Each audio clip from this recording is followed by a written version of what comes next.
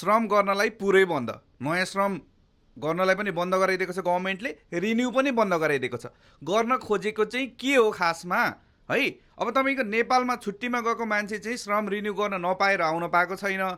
काम गर्नुपर्ने छ, जसलाई चाहिँ अत्यावश्यक छ, आउनै पर्ने छ, उसले पनि आउन पाएको छैन के। त्यो त आफ्नै कुरा हो नि त। मलाई मन लागेको छ यहाँनिर बम पड्कियोस् कि बारुद आओस्, जे भए पनि आफ्नो काम छ, म जान्छु भन्ने लागेको मान्छेलाई त आउन पाउनु पर्यो नि त। नयाँ आउने मान्छेलाई रोकिदिँदा हुन्छ। कोही छुट्टीमा सर्टेन टाइमको लागि गएको हुन्छ, कम्पनीले बोलाइरहेको छ। दुबईमा स्मुथली चलिरहेछ कि, जुन सिन देखिरहेछ नि, कता कता के पड्काएको भिडियो दुनियाँ थपेर भिडियो बनाएर हालेको छ।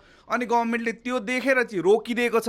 अनि त्यो रोक्दाखेरि हजारौँ नेपालीले दुःख पाइरहेको छ। सँगसँगै यो त भयो नेपाल पुगेका मान्छेका लागि। अब के त हामी यहाँ बसिरहेको मान्छेले पनि श्रम रिन्यू गर्न नपाउने हो त? हामी त यहाँ बसिरहेका छौँ, दुबईमै छौँ, काम गरिरहेछ, सेफली बसिरहेको छ। अनि तपाईँ गभर्मेन्टले चाहिँ यहीँ बसिरहेको मान्छेलाई पनि श्रम रिन्यू गर्नलाई नदिने, भोलिको दिनमा कुनै भवितव्य भयो रे है, समस्यामा पर्यो रे, अब श्रम रिन्यू नगरेको छ भने चाहिँ हाम्रो इन्सुरेन्स पनि भएन, इन्सुरेन्स पनि पाएन है, सोसल वेलफेयर फन्डबाट पाउने पैसा पनि पाएन, कुनै पनि कुरा पैसा पाउँदैन।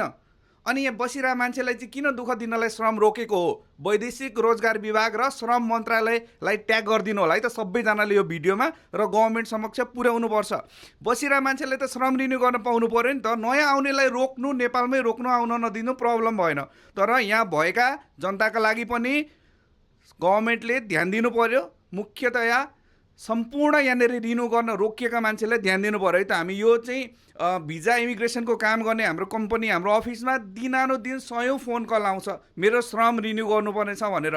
र उहाँहरू के हुन्छ, नेपाली आत्तिने हुन्छ, सबैले पढे लेखेको छ भन्ने छैन। अनि मान्छे आत्तिरहेको छ, मैले के नेपालै जान पो नपाउने हो कि श्रम रिन्यू नगर्दा भनेर डराइरहेको हुन्छ।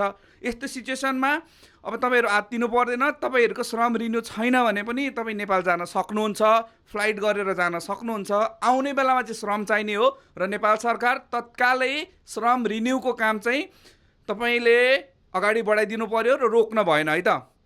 र साथीहरू, श्रम कसरी गर्ने, के गर्ने, रिन्यू गर्न के चाहिन्छ, यसमा के हुन्छ इन्क्लुड, के फाइदाहरू सुविधाहरू लिन पाइन्छ भन्ने बारेमा म अर्को भिडियो बनाउने छु। सबैजनाले यो अकाउन्टलाई फलो गर्नु होला र यो भिडियो सेयर गरिदिनु होला। नेपाल सरकारमा पुग्नु पर्यो।